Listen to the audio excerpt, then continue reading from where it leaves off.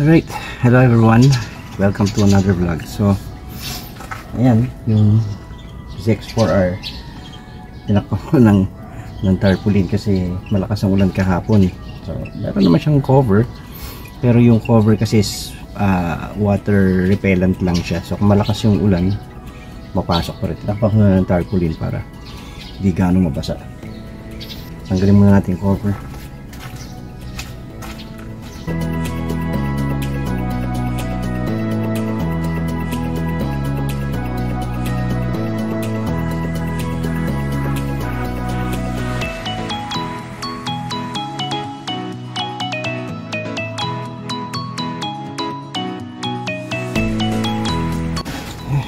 Ngayon, basang-basa pa rin siya. Mula na kasi na malakas bago ko natakpan ng tarpaulin.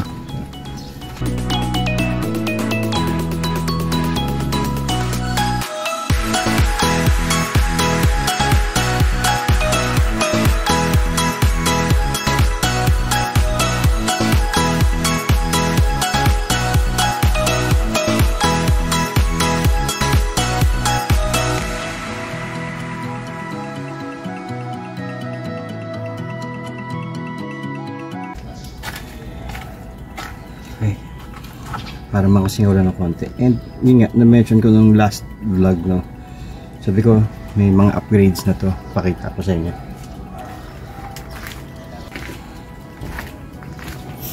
So, dito, naka-smoke na siya na bubble windscreen. At dito naman, naka-GRX na siya na axle slider. Tsaka itong GRX din na sliders niya para kung sakaling matumba o madulas.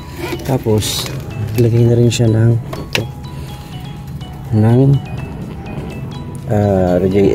radiator guard. Importante din daw yan. Masagasaang bato kasi dyan tatama, hindi sa radiator.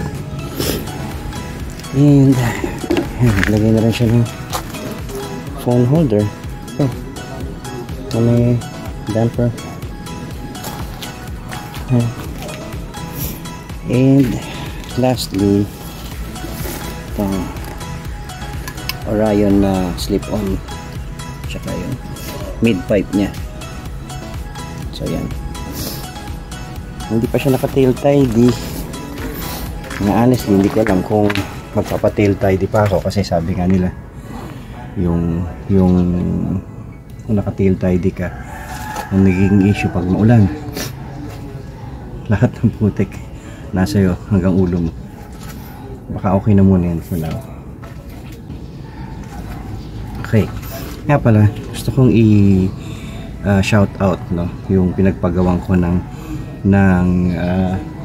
temporary plate. Pagwa kasi akong temporary plate. Napansin ko kasi nung dun sa certificate of registration ng LTO, meron na siyang assigned plate number. Yung temporary plate na nakalagay galing sa kasa, yung MV file number pa. So wala na, baka kasi, well, hindi ko kabisado, pero baka kasi sa checkpoint ma-question.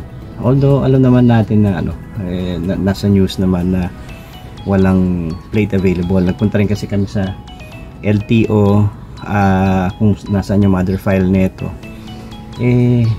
Sabi naman nila wala pa. Baka daw early next year pa. So nagpagawa ako ng temporary plate.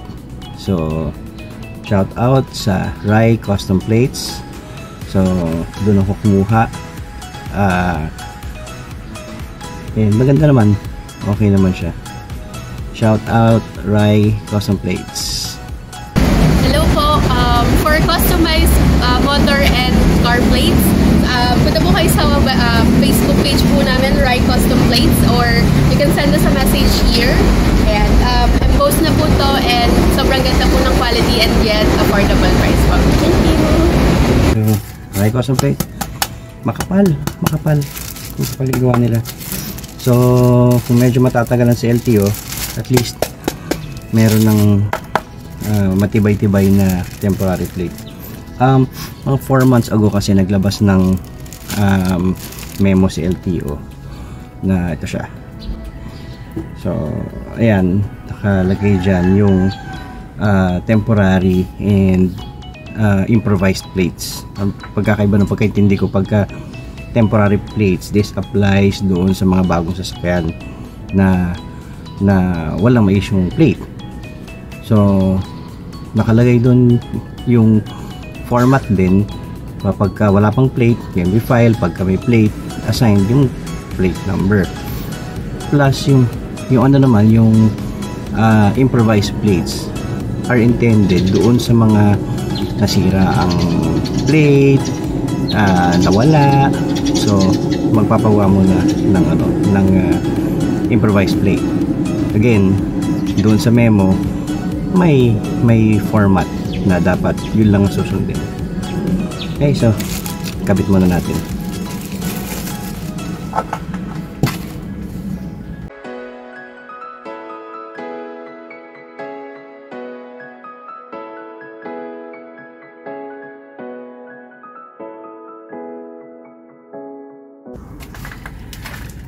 Right, so natanggal ko na yung kinabit ng kasa. MB file number pa kasi nakalagay doon, so punasan ko lang saglit.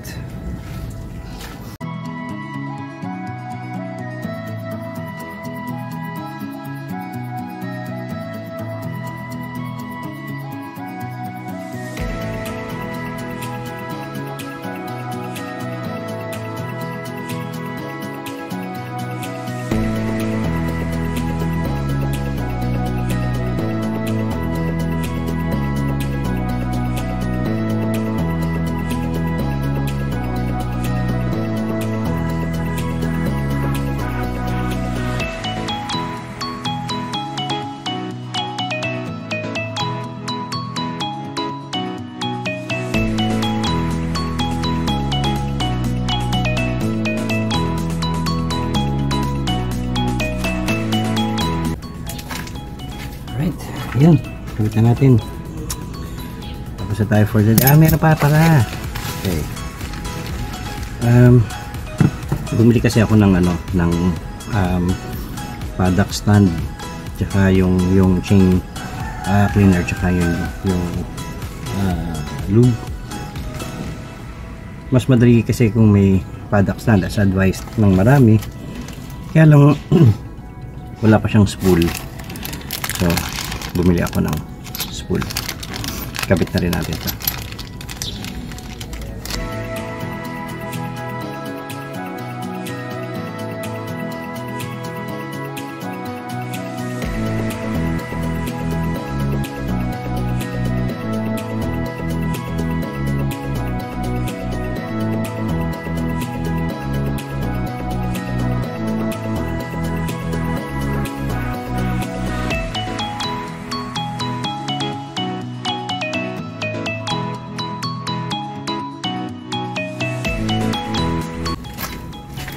Alright, install na yung spool.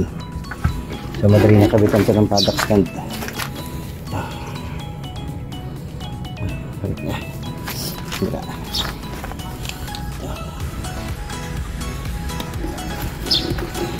Alright, so yun muna. And thank you for watching. I'll see you on our next vlog.